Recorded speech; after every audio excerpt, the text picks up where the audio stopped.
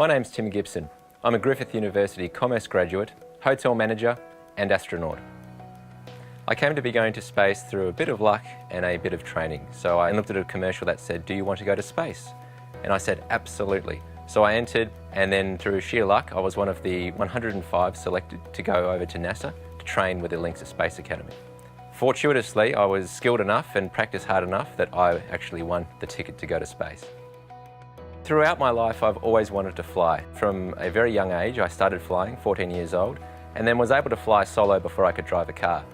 From there, I applied for the Royal Australian Air Force as a pilot, but unfortunately, due to my eyesight, was knocked back. And I think the critical turning point for me was when the Air Force knocked me back the final time after the 5th appeal.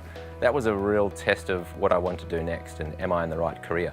One of the key things I learned at Griffith was the need to set goals. For me, setting the goals that I had in place going for the Air Force application, even though that wasn't meant to be, I had all that preparation ready. So that's what enabled me to be the most competitive person by winning the trip to space at the Links Space Academy.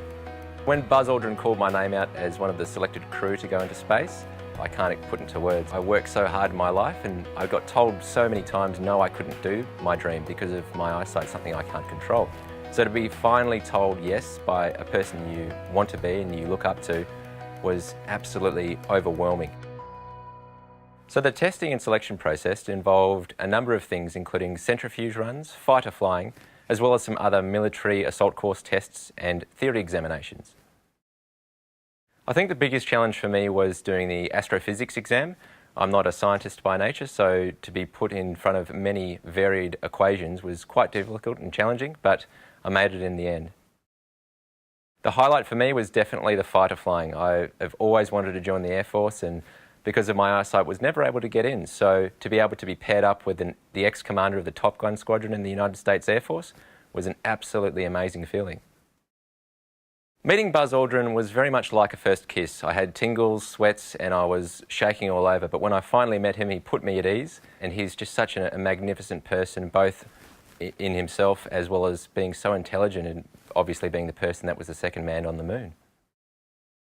To be at zero gravity was an unexplainable feeling. The first time I did it was at the academy, and they tested our ability to handle zero-G and also what we would feel, like would we be sick or would we get scared. How we did it was we went up in a 727, very similar to the aircraft you fly between capital cities in Australia. The only difference was it had no seats in it. So we started off going up, climbing to about 60 degrees nose high altitude, and then the plane pushed over, and as it pushed over for those 30 seconds, it generated zero-G or weightlessness. So we were floating around in the aircraft and spinning, and I was doing one-fingered push-ups, then hitting my head on the ceiling of the plane as I'm floating around the place. And it's the most incredible feeling. Like when you go over a hill in a car, you're experiencing maybe 0.8, 0.9 times gravity. When you're at zero-G, it's a whole new experience.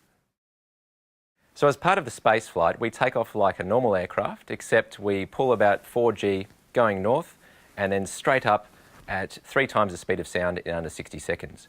When we get into space, about 103 kilometres high, or past what's known as the Kármán line, we're floating. We're doing a parabola, so we're just going over the top of the apex and then coming back into the Earth's atmosphere. So we spend around 10 minutes in space, but by passing the Kármán line at 103 kilometres, you're then known as an astronaut.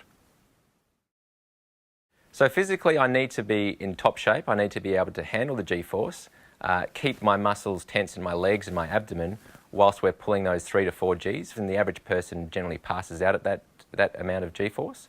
So my training will continue in maintaining my physical fitness.